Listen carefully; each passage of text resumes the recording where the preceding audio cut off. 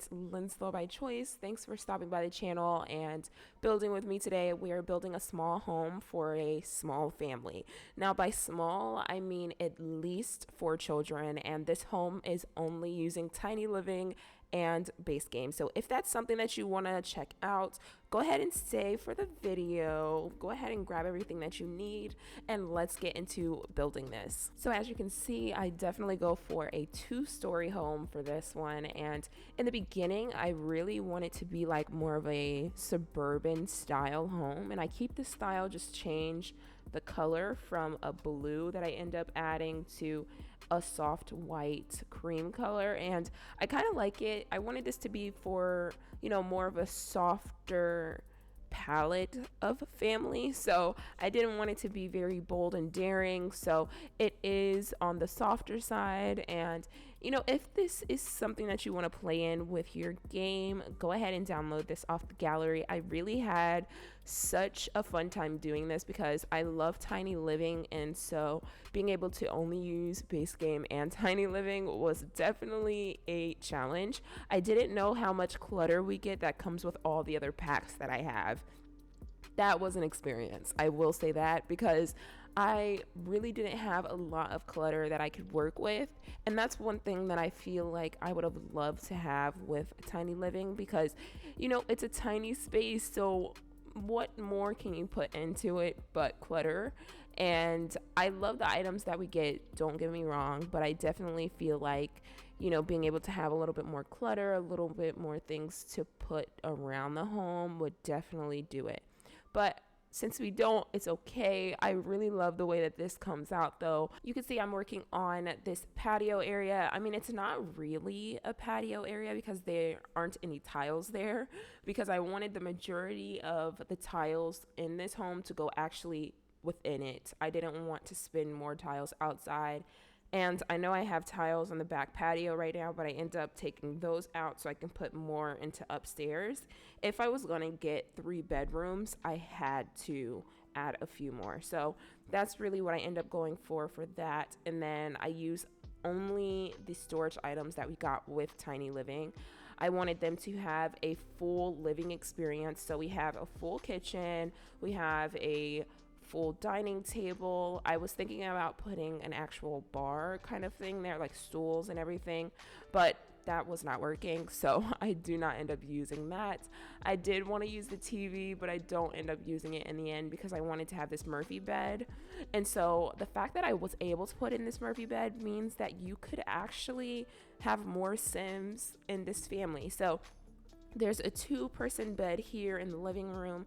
There are a pair of bunk beds in the first room on the first level. Then we have an infant bed and another child/teenage bed, and then a 2-person bed in the other room. So it can be a really large family. The 2-person bed that's on the second level, you can definitely end up changing that to add some more teenage beds or child beds, or more so like just single beds, because children and teenagers alike can sleep in that. So you can definitely do that. There's more than enough storage space in there, and I really love the way that turns out. So this can really end up being a larger family if you want it to be. So I just did both the bathrooms, and so I really end up loving this living space. Like, the entire communal space seems so well thought out in my opinion, and that is what makes me okay with not having one of the TVs that came with Tiny Living in this, because they really are just focused on having a really large family, or growing their family at the moment, and so they're just making and living in a home that fits best for that. And I think at one point they would think about renovating this, and so they could have more children but also get the things that they want. But for right now, this is what they have. So I'm working on the second bedroom, and this ends up being a really nice bedroom. I love the colors that we end up having in that, which is more pink, cream, and white. I do add a little bit more decorations up on the wall because I do see that it is a little bit more on the, very dry side, so I do end up revisiting. But now we're moving into the double bedroom, and I love this one. It is huge, like the bed in here is huge, but I still feel like it works.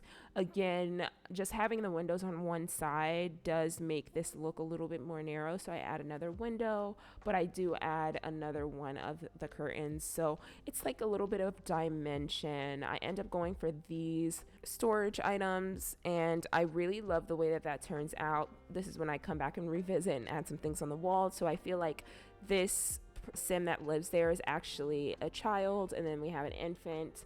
And I love that bed because it can be transferred into a toddler bed, and then it's just a really nice bed, and I love the way that they made it in The Sims 4. I'm so sorry if it feels like I'm straining. I don't know why I woke up this morning and like my voice is gone, but you can see I just added in that desk, and then I just shifted some of the items in the kitchen a little bit. And so this is when I'm adding like, what items can I put in here, because I need at least some clutter, please. And this is what I end up going for. It's not a lot in here, but I did want to add some things. I end up adding a coffee maker here. I feel like it wasn't necessary with such a big family. They're like, I just need to stay energized, and this is a way for them to do it. So I end up using the end table that we got with Tiny Living as well. And I thought that that lamp came with Growing Together, but it came with the update that came with Growing Together. And so I really love that we got that in base game. And when I look at this, it does not look like a limited pack. I love the way this looks, and I feel like the items that I have in here really go along with the storyline, and that's exactly what I was looking for. And so now we're moving into the first bedroom that we have on this level, or the only bedroom on the first level. And it has this double bed, which I end up going for more of an orange, gray, and black vibe here. I feel like they are more on, the academic side. So they're really into academics, but also motor skills. And so that's why I put that clay there. I have this little lunchbox, but then I also add a little violin. And it has a few more things that really bring out the personality in the children that live there. So I wanted to include this dark wood that we have on the floors, and then very minimalistic tile. I had a little trouble figuring out the wallpaper a bit for a second, but then I end up going for something very calm. It ends up being, just white and brown paneling. I end up adding a toy box here, and I absolutely love the way it turns out there. It just feels like more of an inviting space, because I wasn't actually able to add an end table in this living room, and so being able to add some more things for our Sims to be able to do things in this home, I felt like was very important, as well as do things outside of the home. So there's some things that I place outside, and we will get there in just a minute. I just have to add some more wallpaper, some things in here, and I love that orange staircase. Like, I didn't think that I wanted to do that, but I wanted to lean into that, and the fact that we have that dark wood on the floor, it just kind of blends.